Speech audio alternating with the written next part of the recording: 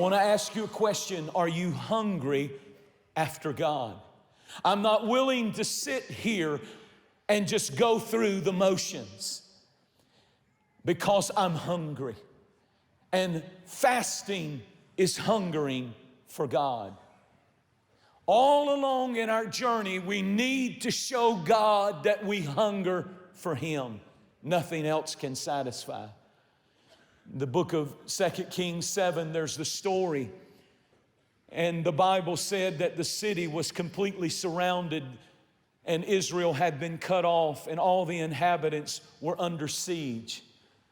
It was such a crisis that they had run out of food. The rations were gone and they were in a dire condition. They became so desperate because they didn't have anything to eat. They became so hungry that the Bible said things that would have been unacceptable for consumption, now they're fighting over. They're so hungry that they're fighting over things that normally they would never even consume and eat. For example, the Bible said the people in this city became so hungry that for 80 pieces of silver, you could buy a donkey's head, and they would peel the skin off of the donkey's head and cook it. And that was how desperate they were to have anything to eat. And if that wasn't bad enough, the Bible gave another example, and it said the people were so hungry that for 5 pieces of silver, you could buy a cup of dove's dung, dove's waste. You see, when you're hungry, if you don't consume the right things to feel that hunger, then you will begin to feed on things you never said you would consume.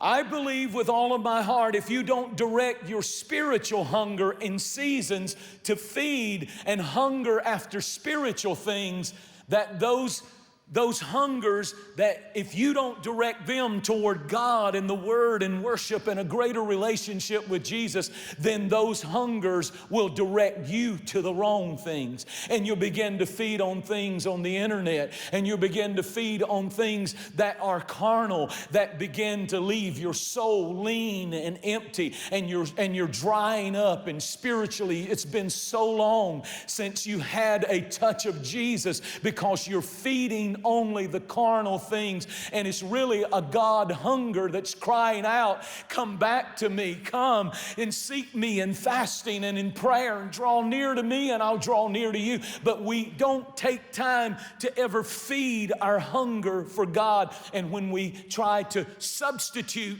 junk food, donkey's heads and dove's dung,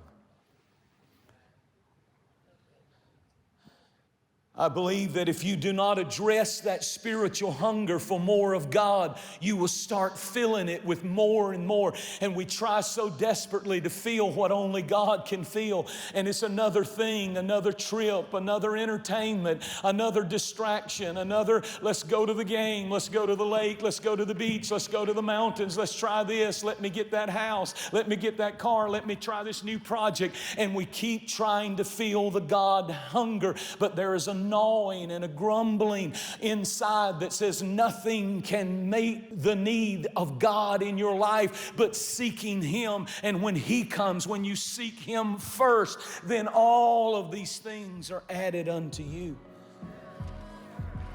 Thank you so much for watching. Make sure that you subscribe to our channel so that you can get notifications on new posts and live streams. Be sure to share this video with a friend. You never know how you can send the Word of God right when somebody needs to hear it.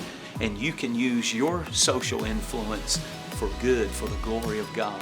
Thanks again. Share it with a friend. And I really appreciate you watching. We'll see you next time.